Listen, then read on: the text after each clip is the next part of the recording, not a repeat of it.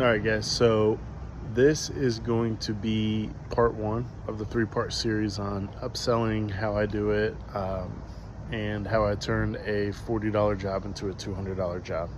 So to give you a little background of me and our company, we started about a year ago and doing pressure washing, and then this year we started doing a little bit of lawn care, so just mowing yards, weed eating and whatnot. Prior to me starting my business, I have done about a decade in restaurant management and took a brief break and did about 4 years in purchasing, and then 2 of the 4 years was international sales, so cold calling, running a purchasing department for a company. And COVID hit, which is why I got out of that, and then have been in restaurant management since about 2016.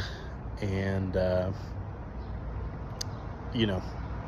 it's not ideal, but it's what pays the bills right now. But for the brief time that I was in sales and purchasing, I was fortunate enough to go to a sales training course.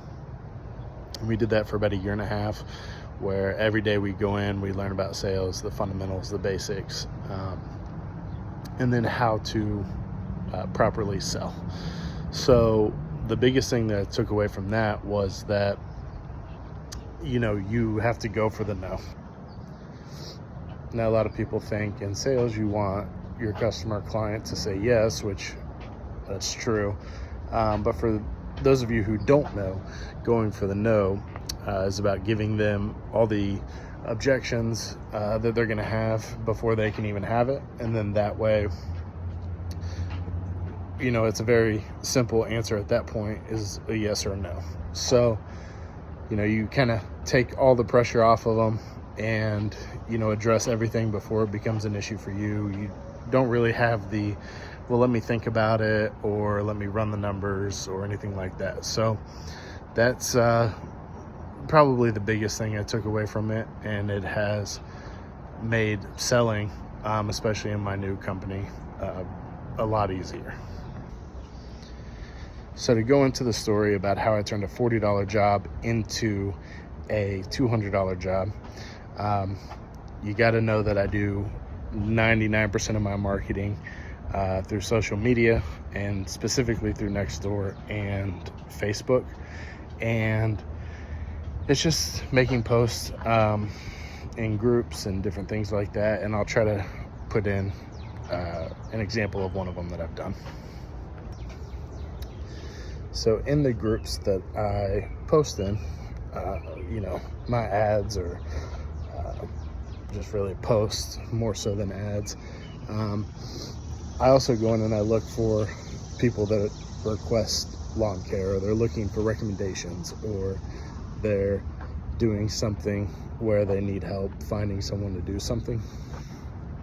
And when I do that, obviously I promote my own company, but I'm also able to kind of get a feel for where they're at, which immediately helps me figure out price points and things like that before I even talk to the customer.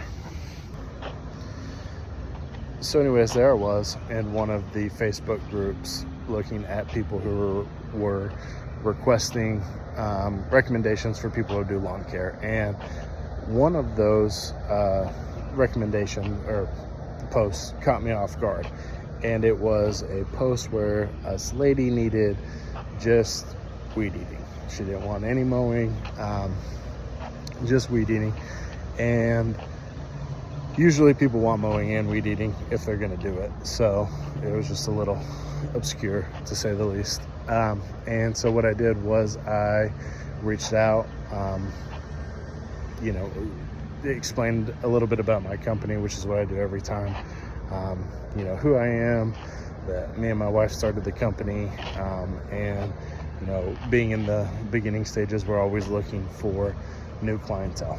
So we reach out, and then we get a response, and it says, if you can come over, take a look at everything, and then give me a quote that way. So that's we agreed at a time, went over there,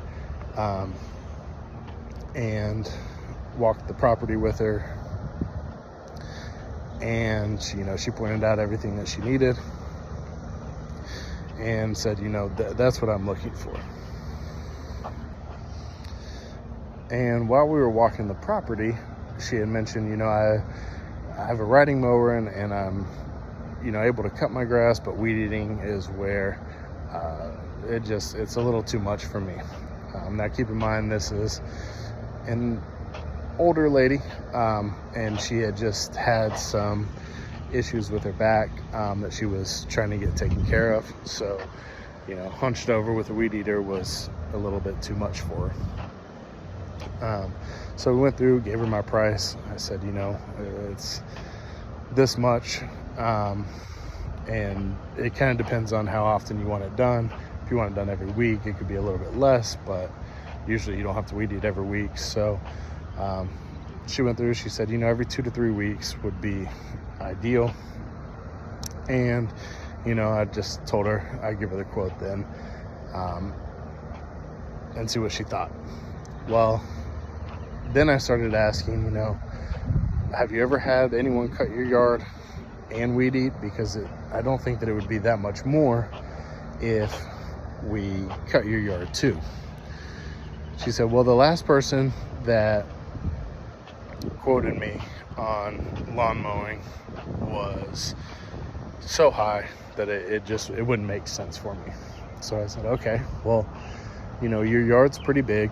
I probably can't do it with a push mower, just because it would take significantly longer than what it would be worth doing. I said, well, what if I could come up with a price that would make sense and we used your equipment?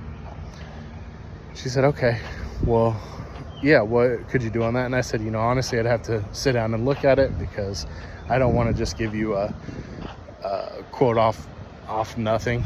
I kind of want to just look at all the numbers before we actually give you a quote. I said, is that something you're interested in? And again, she said, yeah, give me a quote, and you can use our mower, and you just pay for the gas, and quote it that way. So we said, okay. And then I said, do you, our main focus is on pressure washing, because that's just what we know the most about. And she had said, well, can you also include in the quote the pressure washing the front porch and just around her garage, which is just, maybe 6 feet long by 8 inches wide, concrete pavers around, and then the front porch. She said, how much would you do for that? And I said, well, we can't, it's hard to say, because if I was coming out to someone's house just to do that and nothing else, it would be my minimum fee, which is extremely high for that. But if we're going to go ahead and go through with mowing and weed eating as well, then I can give you a quote based off that. That way it'll be a little more financially convenient for you, and then you get everything taken care of. So I get home, I start working on the quote, and I remember I've gotten burned in the past with thinking, the person's going to do everything that we had talked about, and then they end up only doing one. So the package deal doesn't really make sense for the one item. So I priced everything out to where even if she only did 1 or 2 of the items that she wanted, it would still make sense for us. We'd make a profit, and everyone would be happy. So that's what I did. I created each line item with a different service based off of the what she wanted, and then obviously priced it out to where if that's the only thing I did, it still made sense for me to do it. And I was a little nervous because I didn't want to send over something that was like ridiculously high, being that it was a new customer. I don't want to scare them off, but sent it over. Didn't hear anything for a day, which usually when I send quotes, you pretty much get an immediate response, or that's what's happened in the past anyways, to where it's, accept or deny. And didn't hear anything. So another day went by. I didn't hear anything. And at this point, I started to get a little nervous because it was a property that's close to where I live. It would be easy to get to, easy to do, and I was kind of excited about it. So that's where we're going to leave off for part 1, and then I am working on part 2 now, and that'll be, if we got the response, what the response was, and how this lady reacted to our quote. Make sure to hit that like and subscribe button. Right now we're doing, for every 250 new subscribers, we are getting a property that needs to be cleaned up or pressure washed, or a business in our area, and doing it completely free. So that way we help out our community, give back to all the great people that have helped us.